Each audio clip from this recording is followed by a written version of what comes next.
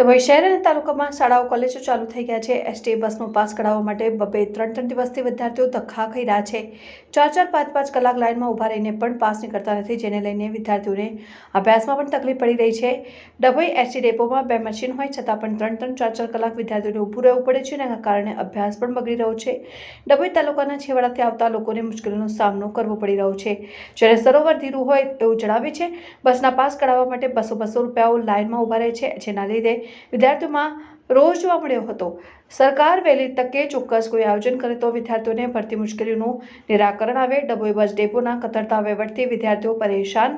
શાળા કોલેજમાં અભ્યાસ અર્થે આવન જાવન કરતા વિદ્યાર્થીઓને બસ પાસ કઢાવવા લાગે છે। લાંબી કતારો બસ પાસ માટે કલાકો અને 2-3 દિવસનો સમય લાગતા નિરાશ થવાનો વારો। પાસ કઢાવવામાં વિલંબ થતો હોય, અભ્યાસ બગડવાની સાથે આસપાસના ગામોના વિદ્યાર્થીઓની બસની કનેક્ટિવિટી છૂટી જાય છે।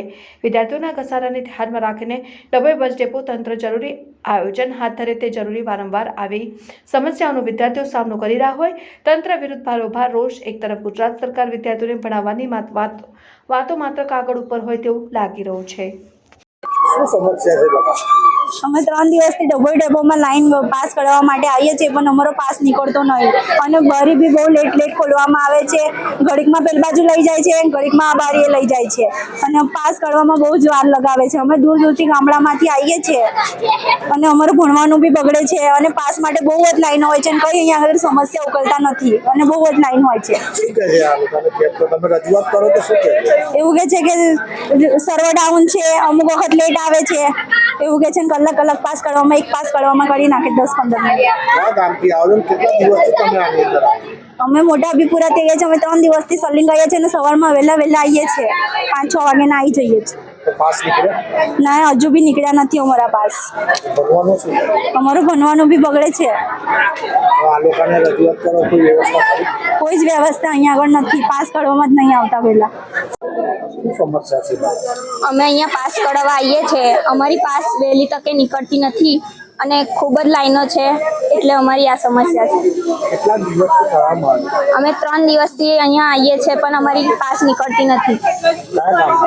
મોટા બીપુરાથી કોઈ જ વ્યવસ્થા નથી। અમે અહીંયા તાપમાં ઊભા છે। ભણતર અમારું રોજનું બગડે છે। 3 દિવસથી બહુ જ મોટી લાઈનો પડે છે પણ પાસ નીકળતો નથી જલ્દી। એ લોકો કઈ સમસ્યાનું નિરાકરણ લાવતા નથી। સર્વર ડાઉન છે, વહેલી નીકળતી નથી પાસો। એ કઈ જ કરતા નથી।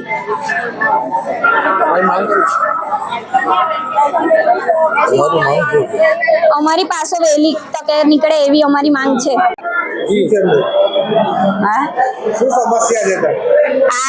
પાસ માટે આજે 3જો દિવસથી હું આવું છું। 6 વાગ્યાના છોકરાઓ લાઈનમાં ઊભા રહે છે, હજુ એમનો નંબર આવતો નથી અને ટ્યુશન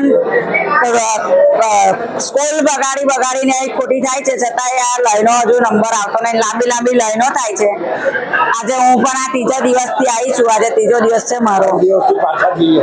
આ છોકરાઓ પછી પાછા જતા રહે છે વગર પાસ કરાય, એમનો નંબર આવતો નથી। તો કેટલા દિવસથી આવતા ડેપોમાં કોઈ વ્યવસ્થા નથી। આજે 3જો દિવસ થયો મારો અને આ છોકરાઓ પણ ઘરના લાઈનમાં ઊભા છે। સવારના 7 વાગ્યાના વાળાનો હજુ નંબર આવ્યો નથી। અમે મોટા આબીપુરાથી।